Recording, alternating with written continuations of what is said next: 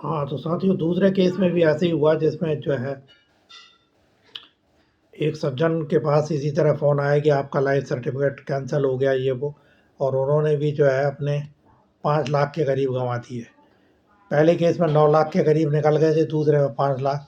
तो इस तरह साथियों आप ध्यान रखें, जैसे मैंने पिछले वीडियो में बताया था, कोई भी एपीके फ़ाइल डाउनलोड आपको नहीं करनी है।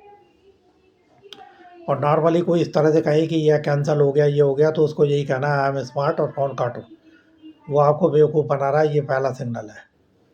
इसके अलावा साथियों ये वीडियो थोड़ा छोटा रहेगा, इसमें मैं यही बताना चाहूँगा कि उड़ीसा पुलिस ने भी काफ़ी इसमें धरपकड़ की है और करीब 20 लाख जो है प्री एक्टिवेटेड सिम को जो है उन्होंने सीज़ किया और उनको कैंसिल कराया है। इसी तरह साथियों रिसेंटली एक कोर्ट ने अच्छा जजमेंट दिया, हाई कोर्ट ने।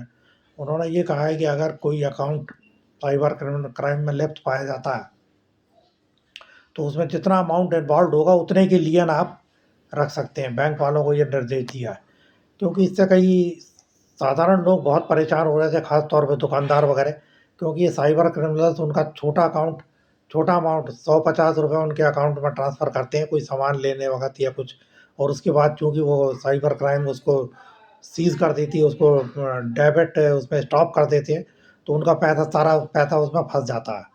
और फिर उनको जो है दोबारा उनके पास अप्रोच यही है कि रास्ता यही है कि वो हाई कोर्ट जाएँ और केस फाइल करें और अपना जो है उसको जो बैंक खाता फ्रीज़ हुआ पड़ा है उसको खुलवाएँ। तो इसलिए जो है ये एक बहुत अच्छा कदम है, इससे हज़ारों लोगों को फ़ायदा होगा और जो है इस तरह का प्रॉब्लम रुकेगा।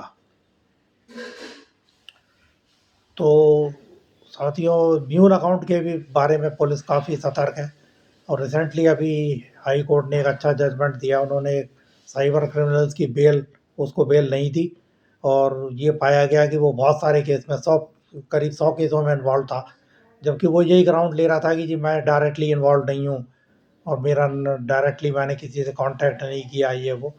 बट साइबर जजेस ने सोचा कि नहीं ये ठीक है, ये बाहर निकलते ही फिर दोबारा इसी तरह का क्राइम शुरू कर देगा, इसलिए उसकी जमानत नहीं दी गई।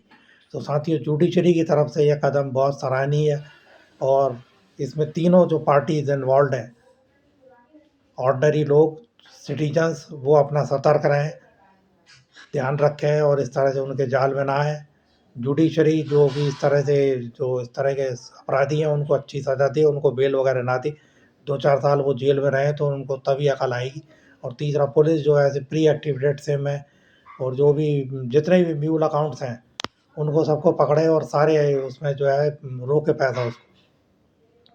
इसीलिए साथियों एक चीज़ मैं और बताना चाह रहा हूँ, अभी एयरटेल पेमेंट बैंक के सीईओ ने कहा है, उन्होंने एक सजेशन दिया लोगों को कि भाई आप एक अपना अकाउंट पेमेंट बैंक में वैलेट वगैरह में रखें, उसमें 10-20 हज़ार रुपये रखें, जो आपके डेली के खर्चे के लिए होगा। आपको दूध देना है या आपको दूध की पेमेंट है या आपका राशन है, ग्रोसरी है, कोई भी ट्रांसपोर्ट वगैरह है, वो आप उससे करिए और जो मेन अकाउंट है उसको आप अलग रखिए। साथियों इसमें यह भी मैं बताना चाहूँगा कि आप जो अपने मेन अकाउंट में, जिसमें अगर ज़्यादा पैसा है तो उसमें आप बैंक को इंस्ट्रक्शन दे सकते हैं कि पर डे लिमिट लगाते हैं उसमें। पर डे 2 लाख 4 लाख से ज़्यादा आप कोई ना निकाल सके। इससे जो है आप सेफ में रहेंगे। कभी आपको अगर ज़रूरत पड़ती है कोई बड़े ट्रांज़ैक्शन की तो आप उसको चेंज करा सकते हैं और वो अपना ट्रांज़ैक्शन कर सकते हैं। बाकी आप पर डे की लिमिट लगाइए, वो आपके जो है काम आएगी। तो इसी तरह मैं ये भी कहना चाहूँगा कि दोबारा आदित्य बिरला ग्रुप बहुत अच्छी स्कीम लाया हुआ है। जो सीनियर सिटीज़न लंबे तौर के लिए चाहते हैं कि एन्युटी वगैरह मिले, तो वो 20 साल 15 साल के लिए जो है उसमें पैसा लगा सकते हैं। हर महीने क्वार्टरली या हाफ ईयरली उनको रिटर्न आता रहेगा। तो वो जो है अपना पैसा ज़्यादा आइडल इसमें ना रखें सेविंग्स में, बैंक में, और उसको प्रॉपर जो उसका ध्यान रखें और अपने मनी को सेफगार्ड करें। जय हिंद साथियों, जय हिंद।